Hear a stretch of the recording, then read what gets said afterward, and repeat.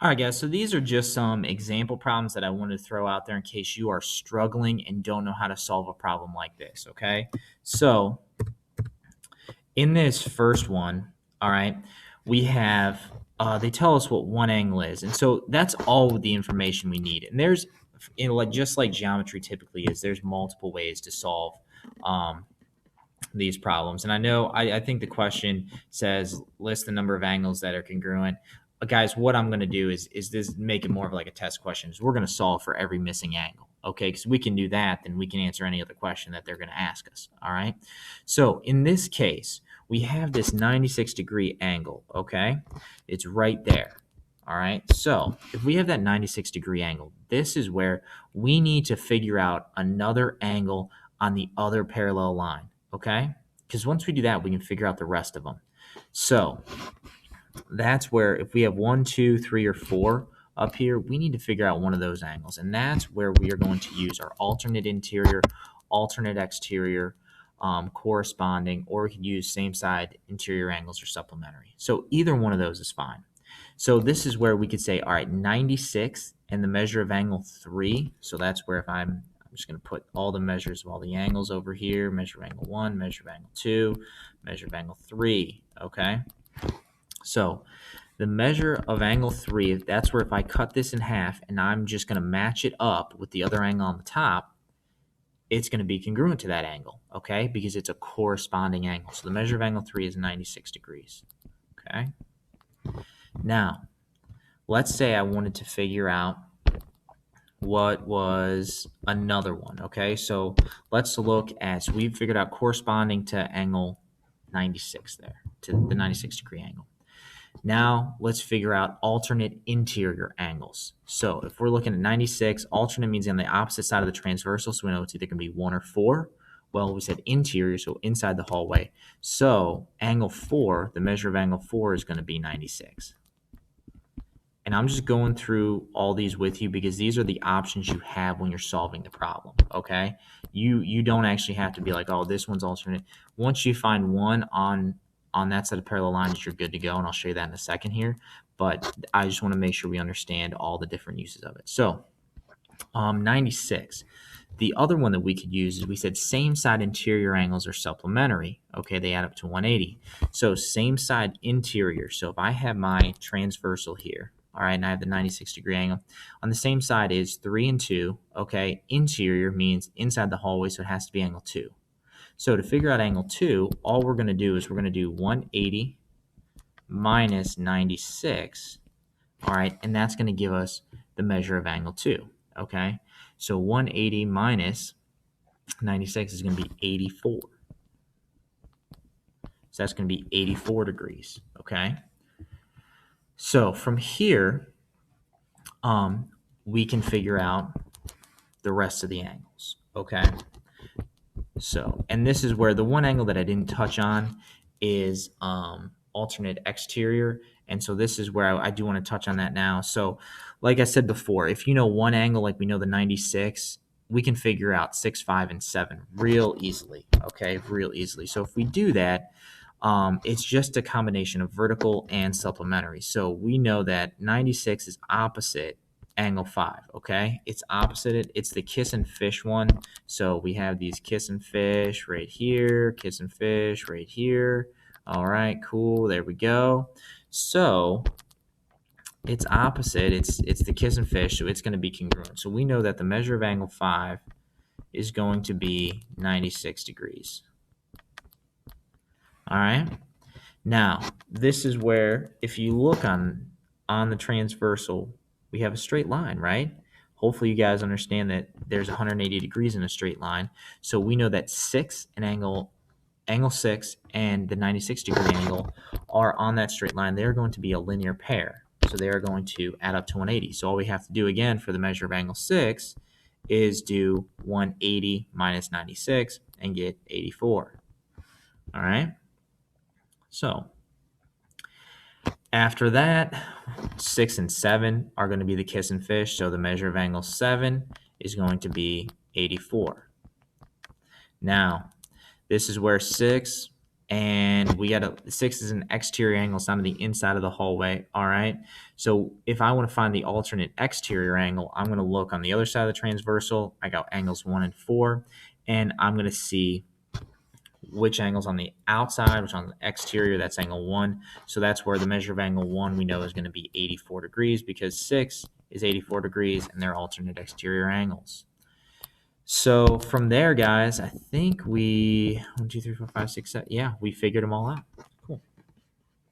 All right. So the next problem gets way more challenging.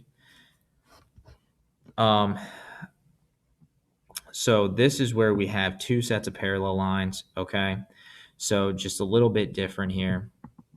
And so for this one, this is where you can't solve. There's so much to solve for that you can't get overwhelmed. Just solve for what you know, even if it's not what the question is asking for. Just solve for what you know and go from there.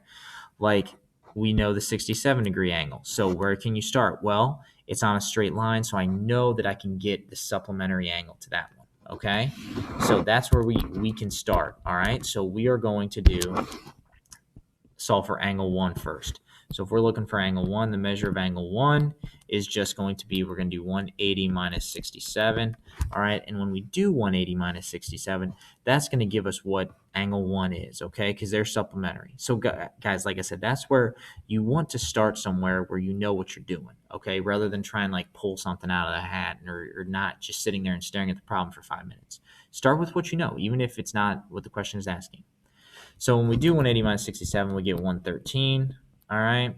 Now, this is where from there, like just kind of start working through angles. And this is like if we know that, hey, so we know that angle 1, and we know that this angle over here is going to be 113. We know that that's 67. The vertical is going to be 113. This is going to be 67. Okay.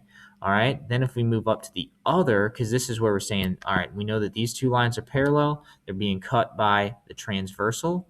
So we have to use one of our angle relationships. So I'm going to say, let's start off with, so even if we start off with the 67, okay?